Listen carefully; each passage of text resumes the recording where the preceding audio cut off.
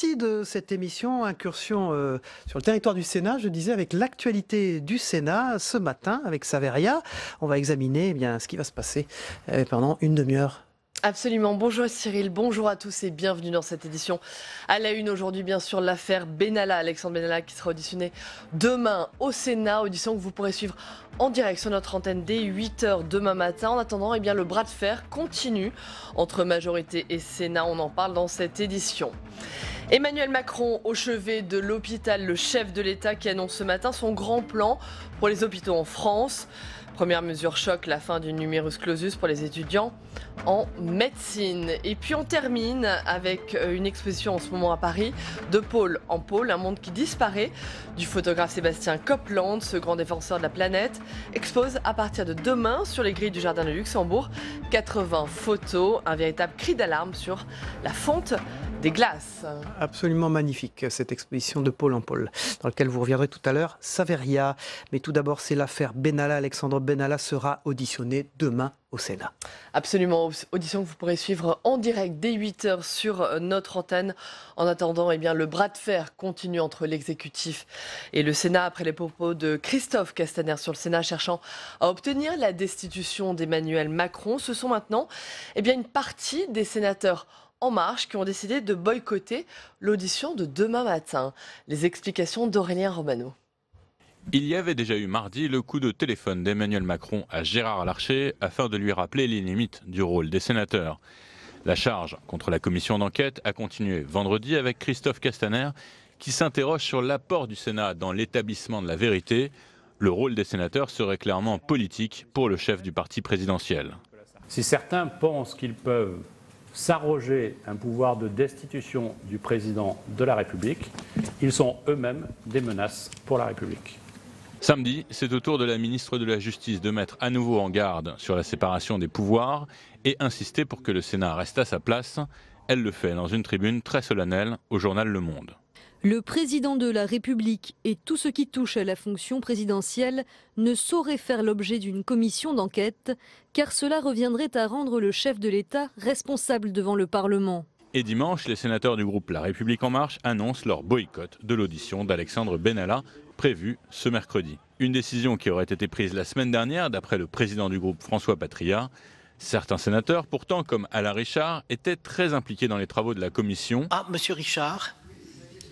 À savoir si, à votre connaissance, ou si vous disposiez d'indices faisant supposer qu'il y avait d'autres personnes que M. Benalla qui s'ajoutaient au GSPR, je n'ai pas eu la réponse. En juillet, il est intervenu à presque toutes les auditions. Une décision de boycott, évidemment politique et assumée comme telle, qui vise à jeter le doute sur le réel but de la commission d'enquête dirigée par Philippe Bas. Voilà, et demain, édition spéciale de notre émission à partir de 7h. Je vous présenterai cette émission en direct, évidemment, avant les auditions. Et à 8h, Delphine Girard prendra le relais pour vous faire vivre depuis le Sénat cette audition d'Alexandre Benalla. Toutes les équipes sont mobilisées autour d'Albert Ripamonti, le directeur des rédactions de la chaîne. On passe maintenant à l'œil de... À tout de suite.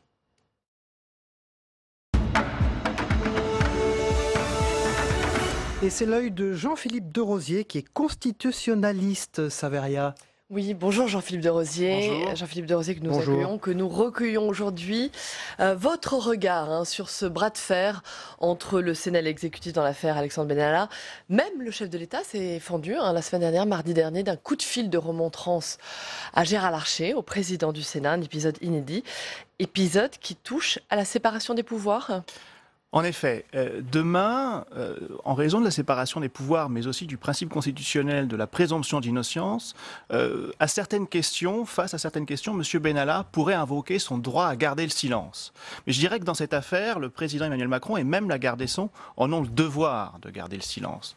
Parce que la séparation des pouvoirs veut qu'effectivement les différents pouvoirs exécutifs, législatifs et judiciaires soient séparés, mais collabore, le président de la République est gardien des institutions, mais il n'a pas à s'immiscer dans le contrôle qu'exerce le Parlement et spécifiquement le Sénat sur l'exécutif, sur le gouvernement. L'article 24 de la Constitution pose le rôle de contrôle du Parlement sur le gouvernement et son rôle d'évaluation des politiques publiques. Et la présidence de la République, elle, rentre dans cette architecture de séparation des pouvoirs et peut faire l'objet d'un contrôle. Jean-Philippe, précisément, quel est le rôle spécifiquement de cette commission d'enquête par rapport, justement, vous en parlez, au pouvoir judiciaire? Jusqu'où s'arrêtent ses pouvoirs? On a commencé à entendre les mots de destitution depuis quelques jours. Alors, il faut bien distinguer l'enquête judiciaire qui relève d'un juge, du procureur, et le rôle d'une commission d'enquête qui est simplement là pour établir la véracité de faits dans un rôle politique. Le porte-parole du gouvernement, Christophe Castaner, pas le porte-parole du gouvernement, pardon, le ministre des Relations avec le Parlement, Christophe Castaner, disait qu'il ne faudrait pas que la commission d'enquête rentre dans un rôle politique. Mais elle a un rôle politique, précisément, et exclusivement politique, de faire la lumière sur certains dysfonctionnements. La Constitution lui donne également un rôle politique, c'est ce que tout à vous fait, nous dites. exactement. Et même exclusivement un rôle politique pour informer la représentation nationale et à travers elle informer le peuple, les citoyens. Et la commission d'enquête ne peut pas s'immiscer dans l'enquête judiciaire en cours. Tel n'est pas son objet d'ailleurs, puisqu'elle ne porte pas sur ce que a fait ou pas fait M. Benalla le 1er mai, mais elle porte sur le fonctionnement des services de sécurité. Elle ne pourra pas poser des questions relatives à l'enquête en cours et elle se bornera à établir comment fonctionnent ces services de protection. Si jamais devaient être révélés des éléments qui démontraient qu'il y a de la part du président de la République, qui n'est pas responsable des actes accomplis en cette qualité en vertu de l'article 67 de la Constitution, mais qui pourrait révéler des actes manifestement incompatibles avec l'exercice du mandat, article 68 de la Constitution, alors les sénateurs pourraient éventuellement réfléchir à lancer la procédure de destitution. Justement, Jean-Philippe, cette place, vous en parlez, la place du président de la République, est-ce que cette place spécifique ne le fait pas justement échapper à tout contrôle? Précisément que disent non. les textes? Précisément non. Il n'est pas responsable, ça c'est très clair, la Constitution le dit, c'est le premier alinéa, première phrase de l'article 67 de la Constitution, mais il reste responsable devant le peuple, le Parlement représente le peuple et peut contrôler la présidence de la République. Elle ne peut pas engager sa responsabilité politique comme le gouvernement, mais elle a la possibilité, le cas échéant, c'est la mesure extrême, et nous n'en sommes pas là, mais le cas échéant d'entamer la procédure de destitution, qui peut être entamée d'ailleurs par le Sénat, là où la motion de censure ne relève que de l'Assemblée nationale, et le président de la République peut faire l'objet d'un contrôle, fait l'objet d'un contrôle. Être président de la République ne donne pas tous les droits. Très rapidement, pour conclure, un dernier mot. Est-ce que cette affaire, Benalla, cette commission d'enquête, est-ce que ça peut durablement fracturer les rapports entre le Sénat et l'exécutif? Il me semble que le Sénat démontre ici toute son utilité, parce qu'à l'Assemblée nationale, il y a le fait majoritaire, et c'est une très bonne chose pour le fonctionnement de notre régime parlementaire, mais cela mène parfois à des blocages, comme on l'a vu avec l'explosion de la commission d'enquête. Le Sénat, lui, reste une chambre d'opposition, et donc qui dit opposition dit contrôle.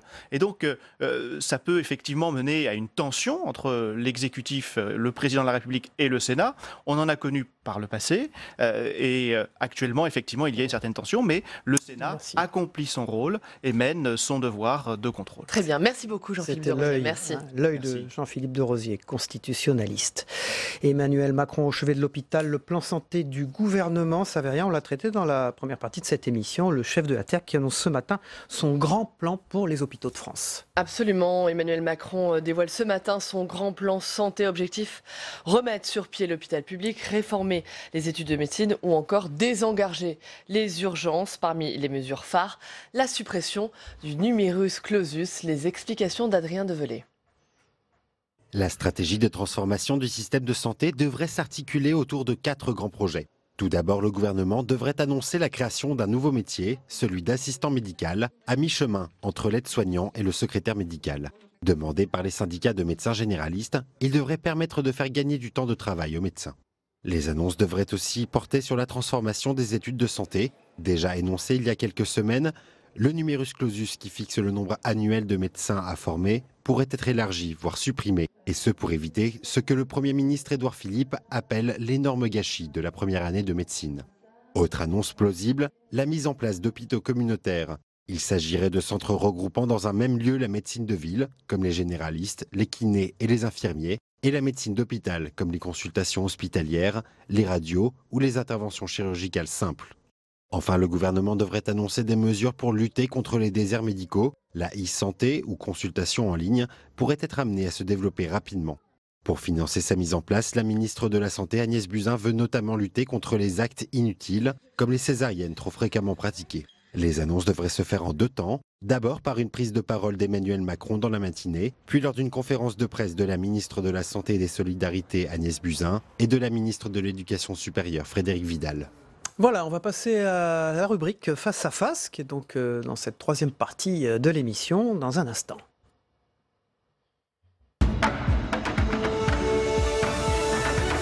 Face à face, c'est l'interview politique de Saveria Rojek. Aujourd'hui, Bernard Jomier, le sénateur de Paris, sénateur apparenté Parti socialiste. Absolument. Bonjour Gérard Jomier. Bonjour. Bonjour. On commence bien sûr avec ce plan hôpital dévoilé ce matin par le chef de l'État.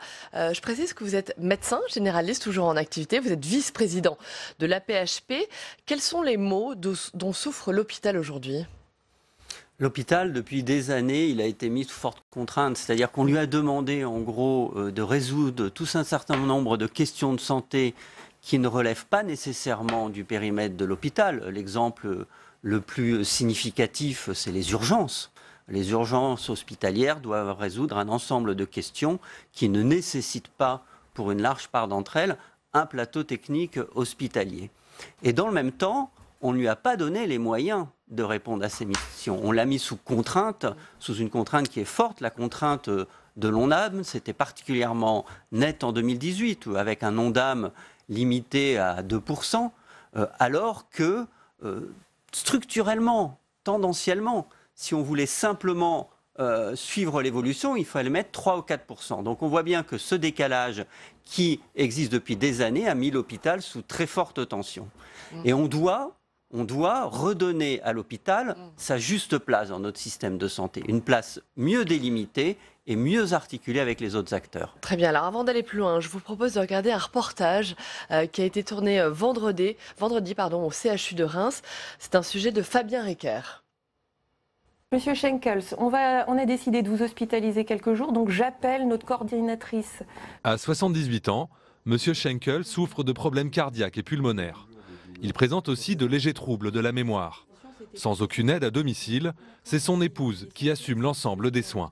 Pour son médecin traitant, il s'agit d'un cas difficile à gérer. On est un peu submergé par le côté social, ce qu'on appelle nous l'urgence sociale. C'est-à-dire que le patient, on sait gérer le médical, ça c'est pas un souci. Le problème, c'est les situations un petit peu, on va dire, sur le fil, des patients âgés qui effectivement, qu'un cas sur le plan médical tiennent le coup, mais qui peuvent décompenser à tout moment. Afin de mieux accompagner son patient, le docteur Tyran va solliciter de l'aide. Oui, bonjour, docteur Florence Tyran. Voilà, je vous appelle, j'ai un patient de 78 ans, j'ai besoin de votre aide, donc je vais le faire rentrer en gériatrie quelques jours. À l'autre bout du fil, la coordinatrice d'intervention en médecine générale. Donc je ne manquerai pas de vous faire un retour par rapport à une éventuelle sortie, donc voir s'il y aura besoin de mettre en place des portages de repas, mettre en place de l'aide à domicile pour la toilette ou pour le ménage par exemple. Il s'agit d'un nouvel interlocuteur au service des médecins généralistes.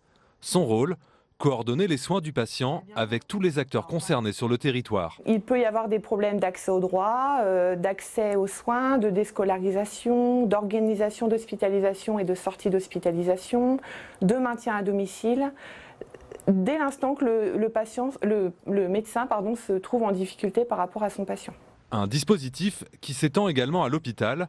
Depuis 1 an, le CHU de Reims a intégré le projet. Bonjour madame. Bonjour. Le service gériatrie de l'hôpital a totalisé plus de 1300 séjours en hospitalisation complète l'année dernière. Des séjours qui souvent se prolongent inutilement, faute de prise en charge à domicile des patients. L'hôpital mise donc sur la coordination de médecine générale afin de faciliter les sorties. L'idée, c'est que chacun des acteurs de la prise en charge retrouve sa place. On a trop souffert en France de ce qu'on appelle l'hospitalocentrisme, c'est-à-dire le fait que spontanément on va vers l'hôpital, que ce soit pour les urgences ou pour d'autres prises en charge. Et réellement, on a intérêt collectivement à ce que le recours à l'hôpital se fasse quand il est réellement nécessaire. Une meilleure coordination des parcours de soins devrait par ailleurs limiter les passages aux urgences. Sur 11 000 prises en charge de personnes âgées aux urgences l'an dernier, environ 4 000 auraient pu être évitées selon la direction de l'hôpital.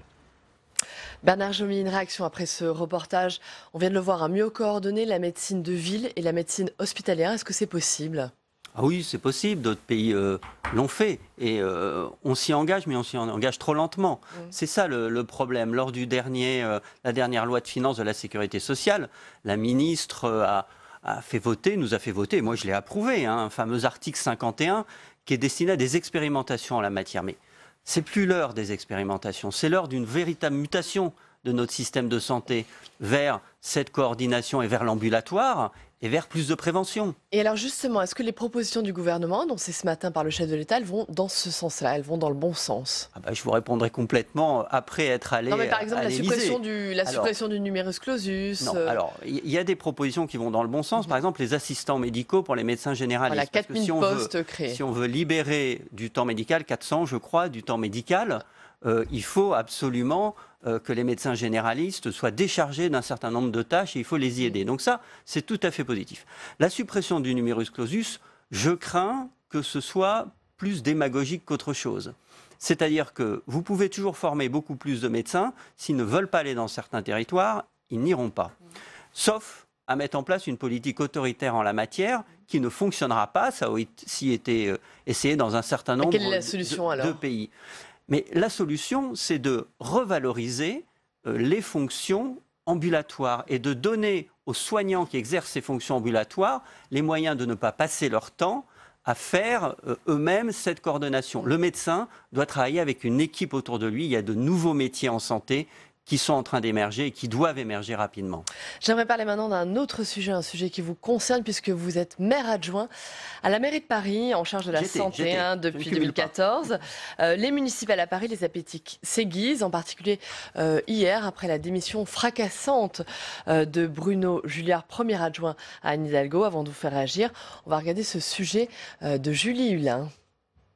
C'est un nouveau coup dur que la maire de Paris n'a pas vu venir. La démission de son bras droit après 10 années de collaboration. Bruno Julliard a annoncé sa décision à Anne Hidalgo lundi en fin de matinée, juste avant la parution de son entretien dans Le Monde.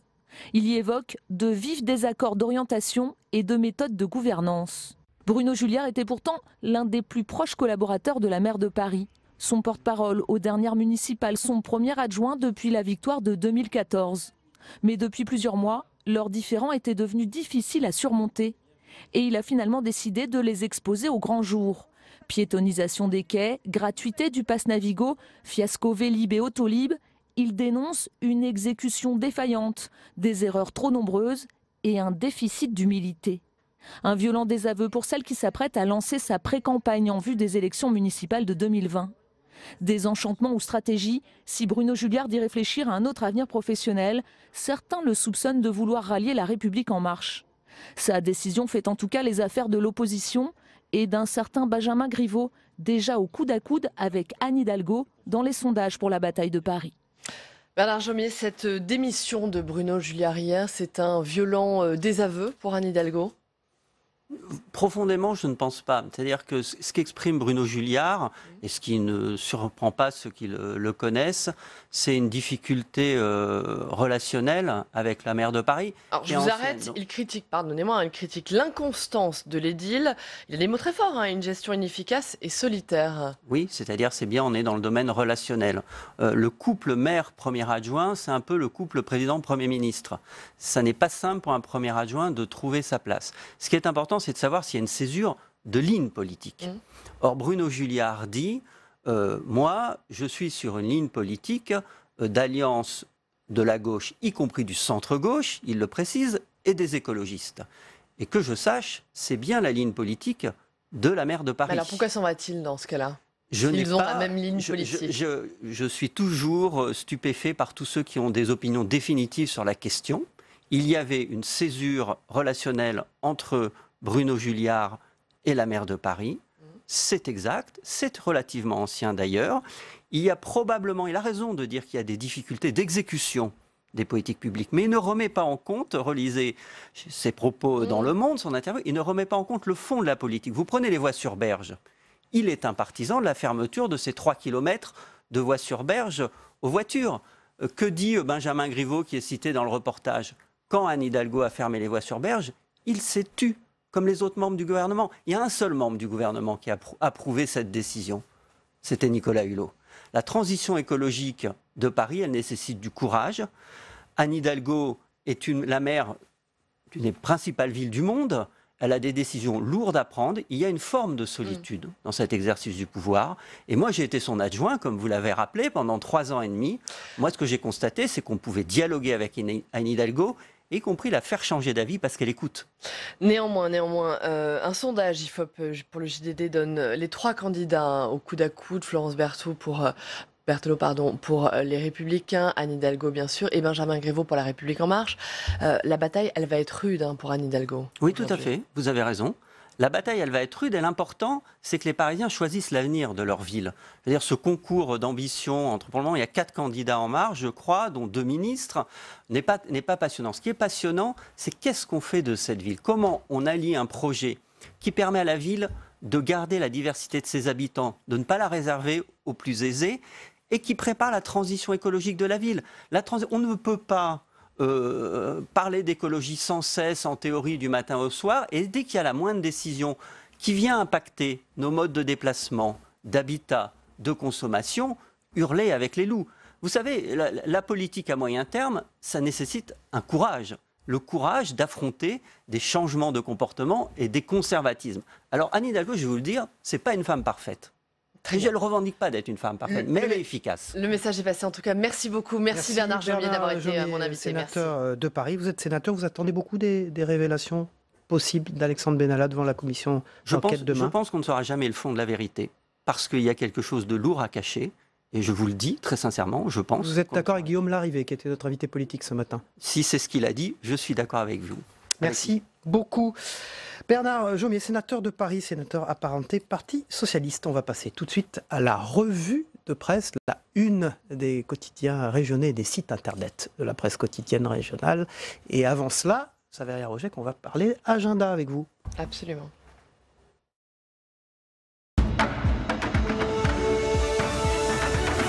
Voilà. L'agenda avec vous, Saveria. Un agenda encore dominé par l'affaire Benalla. Mercredi, 8h30, c'est la date et l'heure à retenir cette semaine. Alexandre Benalla sera auditionné par la commission d'enquête du Sénat. Vous pourrez suivre bien sûr cette audition en direct sur notre antenne dès 8h demain matin. Les réactions, les commentaires à suivre demain. À 10h30, c'est Vincent Crase, l'homme qui l'accompagnait lors de la manifestation du 1er mai, qui sera entendu par les sénateurs. Et puis à 10h30, toujours mercredi, donc Vincent Crase, qui est le chef d'escadron de la réserve opérationnelle de la gendarmerie nationale. Il accompagnait Alexandre Benalla le 1er mai. Et puis à 12h, toujours cette commission d'enquête spéciale sur l'affaire Alexandre Benalla. Ce sera Yann Drouet. Dernière audition de cette commission d'enquête spéciale à midi. Yann Drouet, l'ancien chef de cabinet du préfet de police de Paris. On a un agenda chargé, merci. On va passer tout de suite à la revue de presse, comme je le disais, les unes de la presse quotidienne régionale, pas seulement nationale, et aussi les sites internet, le numérique, dans un instant. Voilà, une particularité dorénavant dans cette troisième partie de l'émission, ça ne rien. Et on commence avec la bataille de Paris à la une du Parisien. Hidalgo, plus seul que jamais, son premier adjoint Bruno Julliard a démissionné hier en fustigeant l'inconstance de la maire. Un coup dur pour Anne Hidalgo à 18 mois des prochaines municipales, et alors qu'un sondage la donne au coude à coude avec Benjamin Griveaux, l'actuel porte-parole du gouvernement. Le grand plan santé du gouvernement, les prescriptions du gouvernement à la une de Libération, réorganisation de la médecine de ville, fin du numerus clausus, regroupement des hôpitaux et enfin lutte contre les déserts médicaux. La potion Macron également à la une de la dépêche du midi, le chef de l'État qui dévoile ce matin son ordonnance pour réformer notre système de santé. Objectif, assurer la continuité des soins sur tout le territoire. Ouest France se penche aussi sur cette ordonnance de l'État et la première mesure choc, la fin du numerus clausus. 4000 assistants recrutés pour donner plus de temps aux médecins, réorganisation des hôpitaux, une ordonnance roborative pour un hôpital aux abois. La Voix du Nord qui reprend la fameuse sortie d'Emmanuel Macron sur le chômage. Du boulot, il y en a au coin de la rue, mais la Voix du Nord qui s'est penchée sur les secteurs de la restauration et du BTP. Trouve-t-on un emploi en traversant la rue, comme le prétend le chef de l'État? Réponse dans votre quotidien. L'emploi, justement, avec le Courrier de l'Ouest et des emplois créés par centaines. Vérissure qui promet de créer 500 postes à Angers et la liste des entreprises qui recrutent s'allonge. Voilà, est-ce qu'on a du côté de Sud-Ouest des nouvelles de ce qui se passe à La Rochelle? Et c'est Sud-Ouest numérique, hein, sudouest.fr. Renault qui invite son personnel à se passer de voitures, c'est donc Sud-Ouest qui nous en parle et ça se passe à La Rochelle. Un constructeur de voitures qui invite ses salariés à choisir de laisser la voiture chez soi et à préférer le bus, le covoiturage ou le vélo. 60 salariés se sont mis en grève pour protester bien contre le projet de l'entreprise de supprimer un parking. Ils estiment que se garer sur leur lieu de travail fait partie d'un des rares avantages sociaux acquis. Ils ne comptent pas abandonner ce droit, c'est-à-dire sur sudouest.fr. Et puis pour terminer, un match de foot depuis un jacuzzi, c'est l'idée saugrenue de quelques supporters qui ont assisté au match entre le Stade Malherbe de Caen et l'Olympique Lyonnais. Idée cocasse, mais en fait c'est une opération de com organisée par la Thalasso voisine. Voilà, c'est à retrouver sur le site westfrance.fr. Voilà, avec de temps en temps Saveria, eh bien, ce qui se passe sur les sites numériques, les sites internet de la presse quotidienne régionale, qui sont fort bien faits, qui ont souvent des enquêtes qui ne sont pas dans l'édition papier, bien sûr. On passe à De pôle en pôle, c'est une exposition formidable, un monde qui disparaît, et c'est Sébastien Copeland. Absolument, l'exposition de Pôle en pôle, un monde qui disparaît, Sébastien Copeland, ce grand défenseur de la planète qui expose à partir de demain sur les grilles du Jardin de Luxembourg, à travers 80 photographies, un véritable cri d'alarme sur la fonte programmée des glaces que nous propose donc Sébastien Copeland, à voir donc jusqu'au 13 janvier 2019.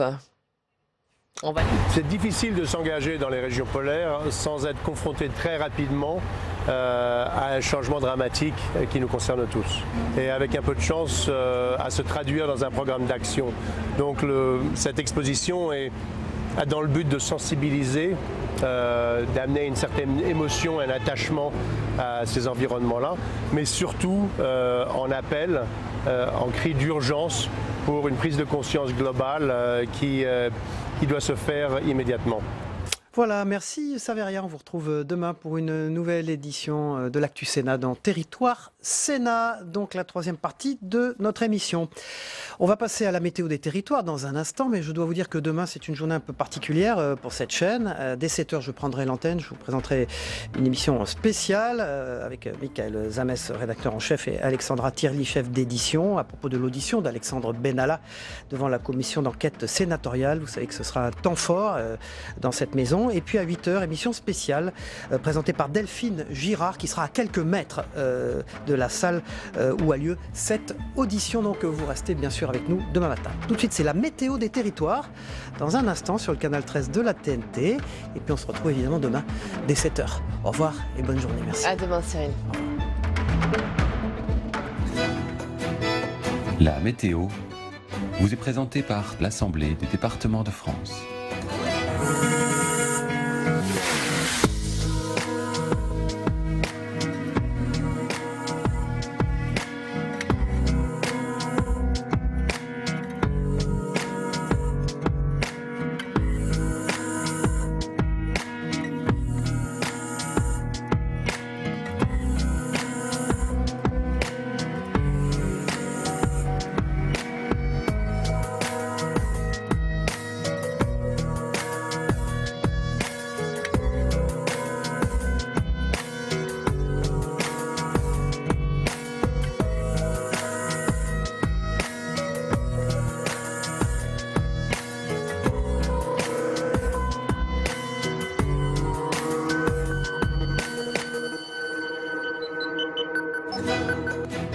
C'était la météo avec l'Assemblée des départements de France.